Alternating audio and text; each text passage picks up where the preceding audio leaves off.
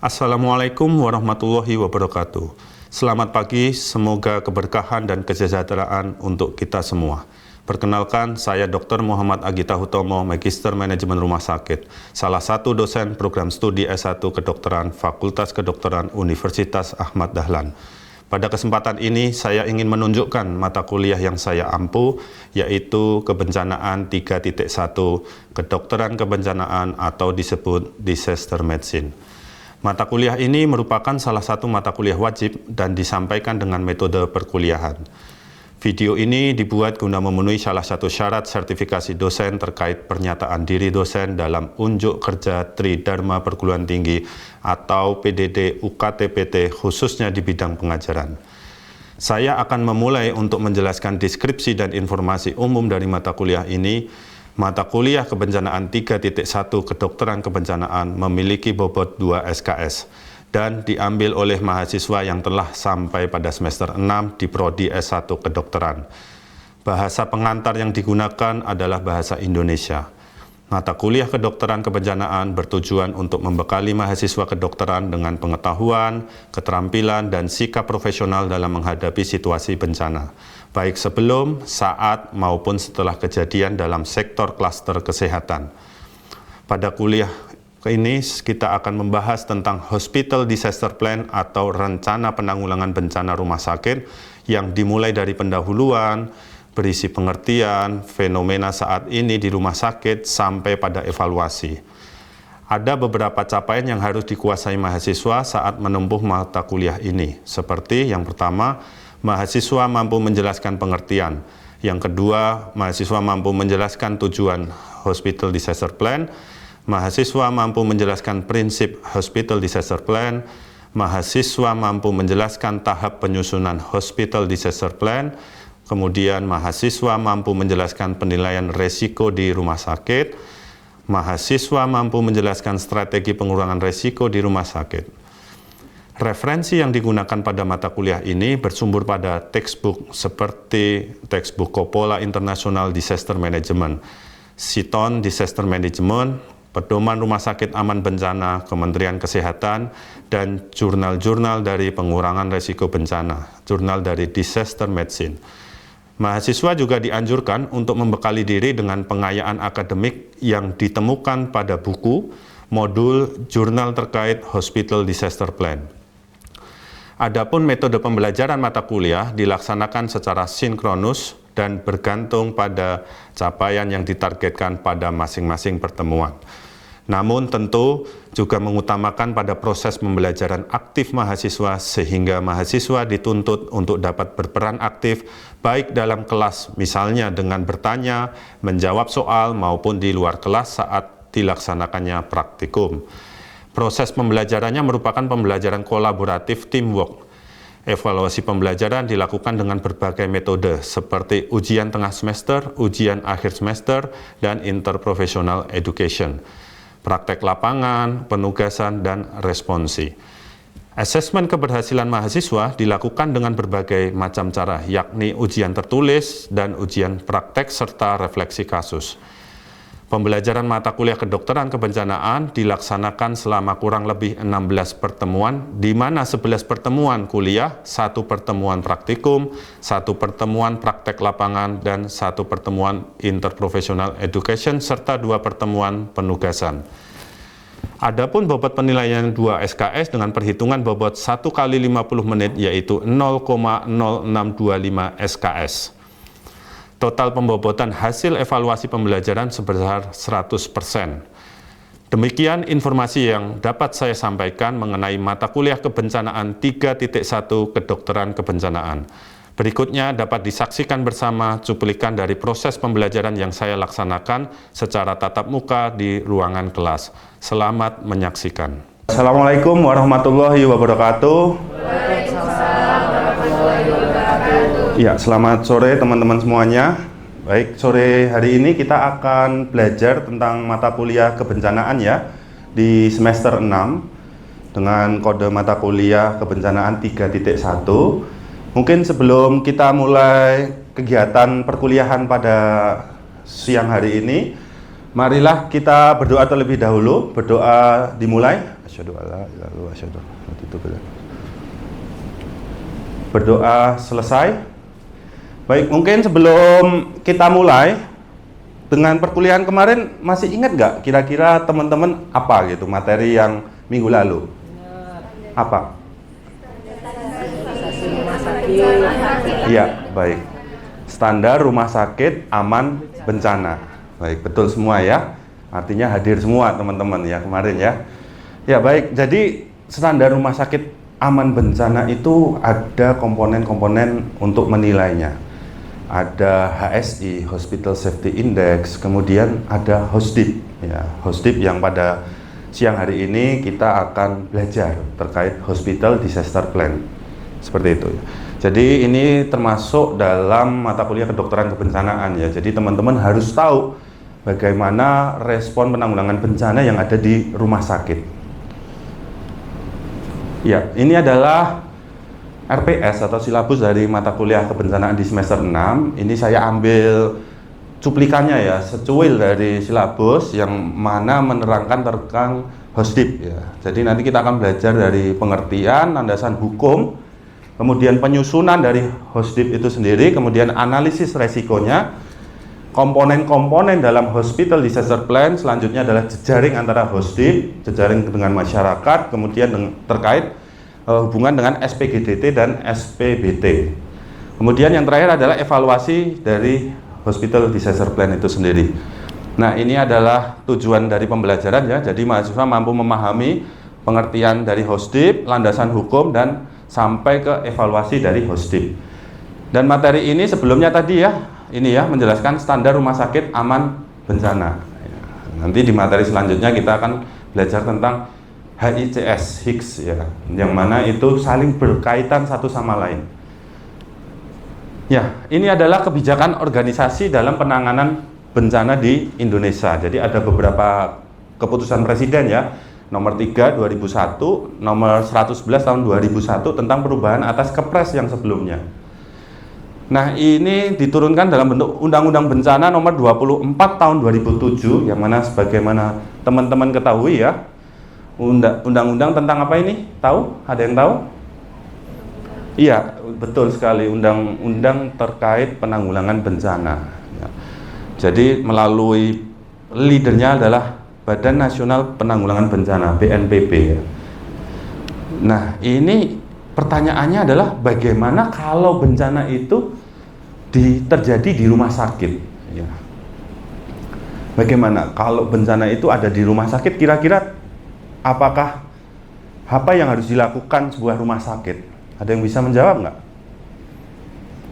Belum ya, belum bisa menjawab. Oke, nanti semoga setelah kuliah ini teman-teman bisa memberikan penjelasan yang lebih rinci ya terkait dari apa yang harus dilakukan dan bagaimana kalau bencana itu terjadi di sebuah rumah sakit. Nah, ini hazard atau bencana di rumah sakit ya. Ini kita anggap sebuah rumah sakit ya teman-teman ya. Kemudian ada bencana gempa bumi, banjir, ledakan, kebakaran. Nah, ini bisa menyebabkan rumah sakit ini kena dampak ya dari luar. Nah, kalau kena dampak di dalam rumah sakit itu ada pasiennya kan ya. Jadi bagaimana kita harus mengevakuasi untuk keluar dari rumah sakit. Ya, kita mengamankan pasien kita. Ya. Apakah kita perlu mendirikan sebuah rumah sakit lapangan karena rumah sakit kita misal sudah tidak layak ya untuk ditempati di situ. Nah, istilah-istilah dari HOSDIP ya, ternyata ada sejarahnya HOSDIP itu. Yang pertama adalah Hospital Disaster Plan, ini dari keputusan Menteri Kesehatan ya, tahun 95. Di Amerika ya, USA, John Hopkins itu menuliskannya adalah HOPE. HOPE itu adalah Hospital Preparedness for Emergency. Jadi seperti itu. Kemudian ada yang menyebut juga dari Texas, USA itu HICS. Ini sebenarnya mirip-mirip. Hospital Emergency Incident Command System. Jadi tidak perlu bingung ya, ini mirip semua ya terminologinya. Nah, Hospital emergency management has changed over the past few years, ya, selalu berubah terus menerus. Ya, sampai akhir-akhir ini hospital plan respond to mass casualty disaster, ya. Sekarang itu rumah sakit sudah merencanakan, ya, terkait bencana dari MCI dan beberapa natural disaster. Ya, bencana alam, ya, gempa bumi, gunung meletus dan lain sebagainya sesuai dengan potensi ancaman yang ada di rumah sakit kita. Jadi MCI ini juga perlu dipikirkan sebuah rumah sakit mass casualty incident. Misalnya ada kecelakaan tuh di ring road, ya, toh, kecelakaan di ring road yang mana korbannya ada 30. Korban 30 ini mau dibawa semua ke rumah sakit kita. Dengan kapasitas UGD misalnya 5. Nah, ini perlu dipikirkan, jangan sampai rumah sakit kita yang menjadi sebuah bencana, ya. Ya, jangan dipindahkan bencananya ke rumah sakit kita. Kita harus bagaimana biar 30 pasien ini termanageable, ya, dapat ditangani tanpa, ya, rumah sakit kita menjadi kolaps dalam tanda kutip, ya, nggak mampu. Nah, ini dibutuhkan sebuah manajemen, ya, penanggulangan bencana di rumah sakit. Nah, ini ya rencana penanggulangan bencana di rumah sakit, ya, HOSDIP, ya, Hospital Disaster Plan, kegiatan perencanaan, ya, untuk menghadapi kejadian sebuah bencana, baik perencanaan yang terjadi di dalam rumah sakit maupun perencanaan rumah sakit dalam menghadapi bencana yang terjadi di luar. Jadi sumber bencana itu ada di rumah sakit itu sendiri dan ada di luar. Yang di rumah sakit apa? Misalnya kebakaran, rumah sakitnya kebakaran, ya. Nih di daerah India ini rumah sakitnya kebakaran dari dalam. Bagaimana cara menyelamatkan, mengevakuasi pasien-pasien yang lain, mengevakuasi dokumen-dokumennya. Ini ada tugas masing-masing yang mana harus dikerjakan secara cepat. Kemudian dari luar, ya, terjadi MCI tadi yang seperti yang sudah saya jelaskan sebelumnya, ya. Dilakukan gladi simulasi, ya, biar rumah sakit siap kalau ada beberapa pasien datang tiba-tiba, ya, misalnya KLB diare, ya, ada 50 habis pengajian misalnya, ya, diare semua datang ke rumah sakitmu 50. 30 harus diinfus, kapasitas bed 5. Nah, bingung rumah sakit harus gimana ini? Makanya butuh sebuah perencanaan bila mana terjadi hal-hal yang di luar kewajaran. Seperti itu. Nah, ini dari luar, ya, ada gempa bumi, ya, di Malang. Ini RSUD Mardiwaluyo rusak parah, ya, dan nggak bisa dipakai, ya. Nah, otomatis mungkin ada perencanaan membuat rumah sakit lapangan di halaman gitu, untuk agar tetap bisa melakukan pelayanan. Jadi intinya rumah sakit bagaimana caranya bisa tetap melakukan pelayanan pada saat terjadinya bencana. Jadi tujuannya kan seperti itu, ya. Nah, ini, ya. Jadi lebih dari 3.000 rumah sakit di Indonesia harus memiliki HOSDIP, ya. Nah, kalau dari Puskris, ya, tahun 2019 sampai 2023, ini 43 rumah sakit terdampak gempa, ya. Indonesia sebagaimana kita ketahui adalah supermarket bencana. Kenapa supermarket? Banyak bencananya, macam-macam, baik alam, non-alam, sosial. Oleh karena itu, kalau kita tinggal di daerah rawan bencana, kita harus memiliki mitigasi yang baik. Ya, seperti itu. Nah, ini dasar hukum, ya, bisa kita baca tadi. Yang penting ini yang terbaru ada Undang-Undang Nomor 17 Tahun 2023 tentang Omnibus Kesehatan. Yang undang-undang terbaru kita juga ada di situ, ya, aturan bahwa rumah sakit wajib memiliki sistem pencegahan kecelakaan dan penanggulangan bencana. Ya, ini penguatnya yang sebelumnya. Dan terakhir ada Sendai Framework, ya. Ini Sendai Framework, kerangka kerja Sendai. Di situ juga menekankan terkait HOSDIP juga secara rinci ada di sana.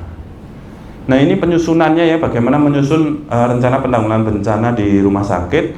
Pertama adalah menentukan sebuah kebijakan. Selanjutnya adalah menganalisa resiko, ya. Kemudian menyusun rencana pengurangan resiko bencana. Kemudian melaksanakan program pengurangan resiko bencana, dan yang paling penting adalah apa yang kita laksanakan ini harus kita monitoring dan evaluasi. Seperti itu. Ada pertanyaan mungkin sebelum ke slide selanjutnya? Sudah memahami dari slide sebelum-sebelumnya, atau kalau ada yang mau ditanyakan silahkan. Tidak, ya? Kalau gitu saya lanjut. Nah, peran rumah sakit dalam penanggulangan bencana itu dalam siklus bencana ini harus semua terlingkupi ya, baik sebelum bencana, pada saat bencana, dan setelah terjadinya bencana ya, pasca bencana gitu.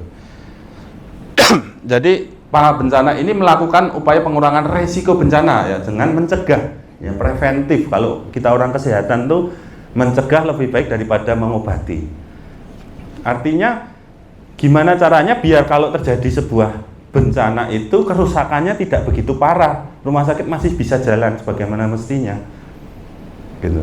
Nah, dilalah kok rumah sakit itu apa ya, memang bencana gempa buminya kuat sekali ya, di luar kemampuan dari struktur dari rumah sakit itu, bangunan rumah sakit itu. Nah, bagaimana caranya biar tetap bisa melakukan pelayanan tadi, rumah sakit darurat mungkin, rumah sakit lapangan itu ya. Nah, kemudian kalau pasca bencana ya mengembalikan fungsi pelayanan yang sempat terganggu, kan mendirikan tenda rumah sakit lapangan. Nah, ini yang rusak ini segera diperbaiki ya, sehingga fungsi dari pelayanan kesehatan tetap berjalan dengan baik, seperti itu. Nah, ini analisis resiko ya. Oleh karena itu kita harus menganalisa resiko yang ada di rumah sakit kita itu apa. Nah, mungkin sebenarnya teman-teman sudah pernah diajari tentang menilai resiko ya, risk ya. Resiko itu adalah hazard ya. Hazard itu ancaman ya, potensi bahayamu apa, dikalikan kerentanan ya, dibagi kapasitas ya. Hazardmu apa? Semua rumah sakit memiliki hazard yang berbeda-beda. Kalau rumah sakitnya ada di Bantul pesisir ya, dekat pantai ya, hazardnya gempa bumi, apa, tsunami ya, betul ya. Kalau di pegunungan apa misalnya, gunung meletus, longsor ya, betul ya, banjir misalnya ya, banjir apa itu, banjir kiriman ya dari atas itu ya. Nah, itu hazard ini beda-beda. Jadi kalau nanti kalian akan menganalisis resiko di rumah sakit, nah ini harus diketahui hazard. Nah, kemudian vulnerability, kerentanan. Jangan-jangan bangunanmu ini sudah 30 tahun, strukturnya nggak bagus, ini sebuah kerentanan. Atau SDM-nya itu belum pernah dilatih ya, rentan. Rentan itu artinya mudah rapuh ya, nggak kuat ya. Dibagi kapasitas ya, kapasitas itu berlawanan dengan resiko. Resiko menjadi berkurang bila mana kapasitas yang meningkat. Kapasitas salah satunya tadi, SDM-nya sudah terlatih, sudah pernah melakukan simulasi rumah sakitnya, punya SOP penanganan bencana bila mana terjadi. Artinya sudah siap nih, artinya kapasitasnya sudah bagus. Nah, ini resiko akan turun. Jadi seperti itu secara umum intinya ya. Nah, ini ya HVA, instrumen analisis resiko bencana di rumah sakit, ada HVA, Hazard Vulnerability Analysis yang tadi sudah saya jelaskan. Kemudian HSI, Hospital Safety Index, yang mana ini juga merupakan standar rumah sakit aman bencana. Oke, ini risiko tadi ya. Nah, tugas rumah sakit saat bencana gimana ya? Pertama adalah melakukan RHA, Rapid Health Assessment. Mungkin teman-teman dulu yang pernah diminta untuk respon bencana ya. Kalau yang datang pertama kali pasti akan melakukan RHA, Rapid Health Assessment, mengassessment kebutuhanmu apa, dampak terhadap bencana ini, dampaknya apa saja ya, butuhnya tuh apa saja, kejadian penyakitnya apa saja itu ya. Kemudian ditetapkan ada situasi darurat, yang menetapkan situasi darurat. Setelah ditetapkan, aktivasi Incident Command System. Setelah itu, karena sudah diaktifasi, berarti kita dalam tahap siap menerima pasien yang mudah diakses, tetap aman, berfungsi dengan kapasitas maksimum dari kemampuan dari rumah sakitmu. Kemudian SDM-nya siap dimobilisasi ke lokasi bencana ya, bila dibutuhkan. Tidak hanya kita menerima, ya kadang kita diminta untuk merespon ke lokasi kejadian. Nah, ini kita harus siap. Jangan sampai kita merespon ke sana, SDM di tempat kita menjadi sulit gitu ya. Artinya nggak bisa nangani karena di itu. Oke. Dan lain sebagainya ya, melakukan pencegahan infeksi, siap melakukan rujukan ya, mengirimkan laporan ya. Nah, ini tugas rumah sakit ya, bisa dibaca ya, mengkaji kebutuhan pasca bencana, ya, melibatkan penyusunan rencana rehabilitasi dan rekon, ya, memperbaiki kembali sarpras ya, dan meningkatkan fungsi pelayanan kesehatan. Jadi seperti itu. Ini komponen Hosdip ya, ada komando, fasilitas, logistik, SOP, jejaring, dan evaluasi tadi yang penting. Nah ini komando ya, ICS, Incident Command System, kalau di HICS ya, Hospital Incident Command System ya, hospital di dalam ranah rumah sakit. Nah ini dua komponen itu bagian besarnya adalah HEOC, Hospital Emergency Operation Center ya. Biasanya kalau di daerah itu nama yang bertanggung jawab dinas kesehatan, ya, kepala dinas kesehatan. Gitu. Nah ini ya HEOC, mungkin singkat saja ya. Kemudian ini struktur organisasi di rumah sakit, ada komandan, ada penanggung jawab operasional, perencanaan, logistik, keuangan. Nah ini tugas-tugasnya ya. Kalau komandan yang memimpin tertinggi ya, di rumah sakit ya, melakukan decision making. Ya PIC ya, penanggung jawab, kemudian penyebar informasi, juru bicara ya. Public Information Center ini penting ya sebagai juru bicara ya. Biasanya kan wartawan pada ngumpul tuh, harus ada ya. Kemudian safety officer ya, secara umum intinya adalah menjaga, menanggung jawab keselamatan pekerja di rumah sakit, keselamatan K3-nya gimana ya, melakukan evaluasi, memecahkan masalah-masalah K3 yang di rumah sakit. Nah ini LO ya, sebagai kontak person pihak-pihak atau badan-badan lain yang berkepentingan. Biasanya kita ditelepon dinas, ditelepon dari pihak-pihak lain. Nah ini LO.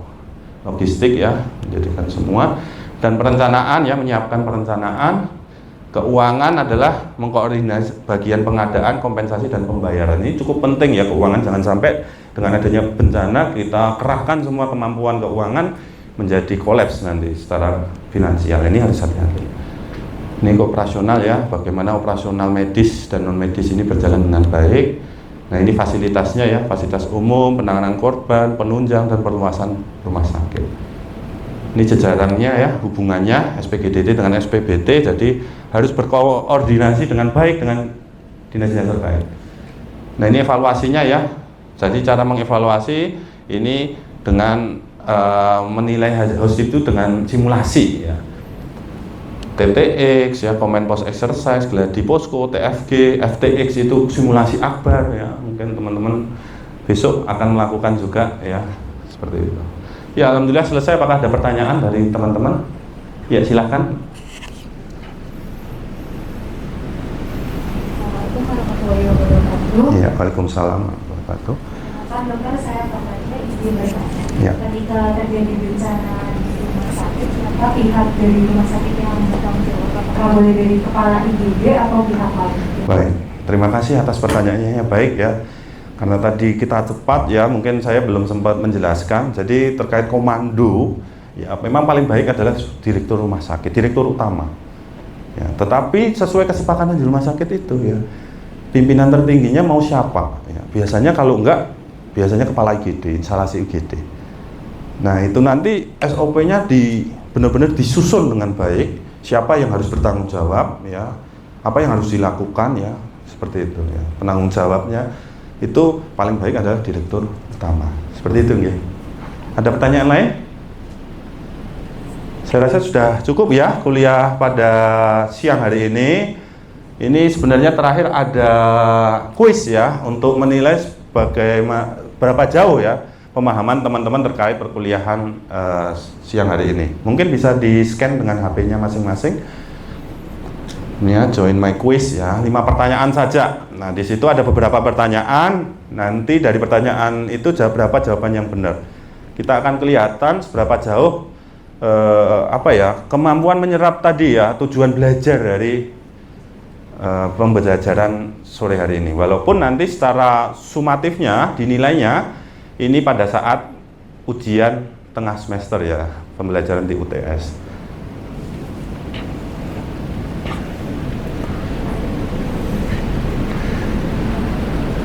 Ya, oke. Ya, sambil mengerjakan,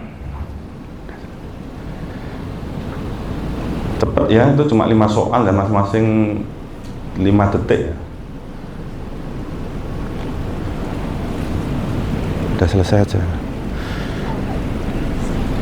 selesai aja. Sudah? Sudah selesai aja semua? Sudah menyelesaikan? Baik, nanti saya lihat hasilnya. Nanti sebagai bahan evaluasi saya juga ya. Kalau itu masih banyak yang salah, berarti ada yang perlu kita perjelas lagi. Terima kasih teman-teman semuanya ya atas kehadiran dalam perkuliahan siang hari ini. Semoga menjadi ilmu yang bermanfaat bagi kita semua. Amin. Mohon maaf bila mana ada kekurangan dalam penyampaian saya. Terima kasih. Wassalamualaikum warahmatullahi wabarakatuh.